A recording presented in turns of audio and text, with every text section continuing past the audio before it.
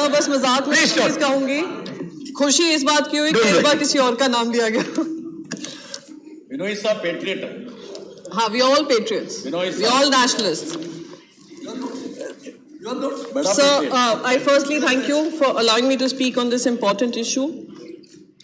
सबसे पहले तो मैं ये कहूंगी कि इस अप्रोप्रिएशन बिल को हम अपोज भी नहीं कर सकते हैं, हम उसको एक्सेप्ट भी नहीं कर सकते हैं, पर उसके बारे में हम कुछ बातें रख सकते हैं जो महत्वपूर्ण हैं।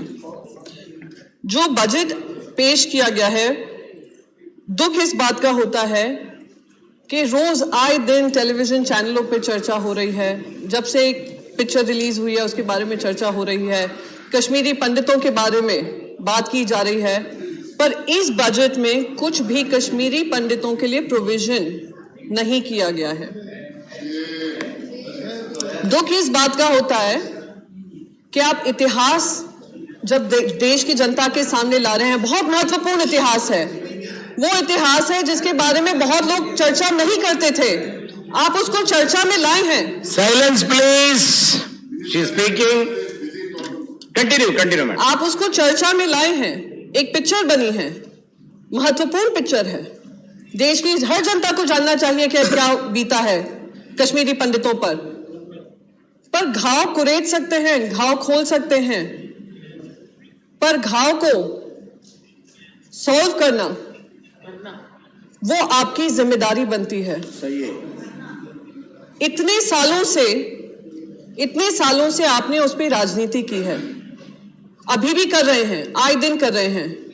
जो पिक्चर इंसानियत को लेकर थी, जो पिक्चर एक जेनोसाइड भी कहा जाता है, जेनोसाइड को लेकर थी, आप उसको राजनीतिक रंग देकर आप अपनी राजनीति कर रहे हैं, ये दुर्भाग्यपूर्ण है। और मैं इसको राजनीति इसलिए बताऊंगी सर, क्योंकि मेरे पास अभी 0 आवर के समय पर, और ये महत्वपूर्ण मुद्दा, कश्मीरी पंडितों का मुद्दा हमारे लिए बहुत महत्वपूर्ण है। हिंदू हृदय सम्राट बाला साहेब ठाकरे जी एकमात्र नेता रहे होंगे जिन्होंने कश्मीरी पंडित जब वहां से आए थे लौटकर, जब वहां से निकाले गए थे, घरों से निकाले गए थे, उनकी जानें ली गई थी, हत्या हुई थी, तो उन्होंने मलहम लगाने का काम किया था। उन्होंने कहा था घर भले ही छूट गए होंगे तुम्हारे, पर दिलों में आप हमारे रहोगे, आप हमारे राज्य में रहोगे, और हमारा राज्य आपके एजुकेशन की व्यवस्था करेगा, हमारे युवाओं को रोजगार के माध्यम देगा, पढ़ाई के माध्यम देगा। ये हमने काम किया है और आज तक हम उनकी लड़ाई लड़ रहे हैं। 32 साल हो गए हैं, हम यही लड़ाई लड़ रहे हैं कि उनको उनके अधिकार मिलने चाहिए और वापस उनको सम्मान के साथ वापस लौटाना चाहिए। पर दुर्भाग्यपूर्ण बात यह है सर, मैंने जब 0 आवर पे 2015 की जो गवर्नमेंट ने कंस्ट्रक्शन की बात कही थी कि उनके घर बनाएंगे, 6000 घर बनाएंगे, उसका मुद्दा उठाया था। जो पार्लियामेंट्री स्टैंडिंग कमेटी की रिपोर्ट बताती है, उसमें कहा जाता है कि सिर्फ 10% 2015 और आज हम 2022 में हैं और रोज आए दिन राजनीति कर रहे हैं उस पर, सिर्फ 10% घर बने थे। मैंने ये भी पूछा था कितने कश्मीरी पंडित वापस लौटे हैं, उसका भी जवाब हमें आज तक नहीं मिला है, पर एक जवाब जरूर मिला।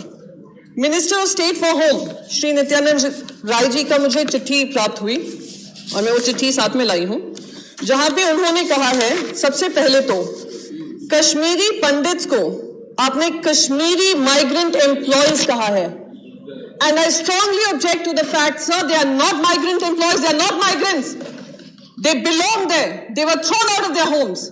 सो फर्स्टली ये जो टाइटल है माइग्रेंट एम्प्लॉयज का, वो हटाया जाए, ये मैं आपके माध्यम से डिमांड करती हूं सर।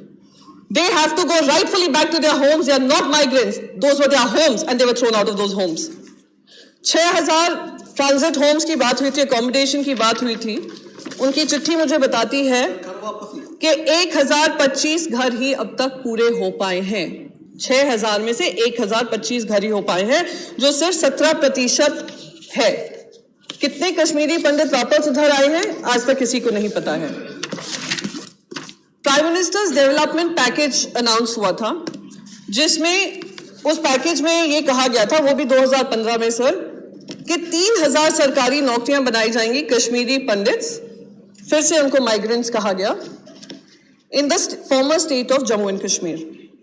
आज तक हम 2022 में हैं और डेटा बता रहा है कि अब तक 1739 कश्मीरी पंडित्स वापस वहां पे अपॉइंट हुए हैं और एक 1098 others were selected for the same jobs. ये जॉब्स बनने थे एक्सक्लूसिवली फॉर कश्मीरी पंडित्स, वो भी उनको वादा खिलाफी हुई है।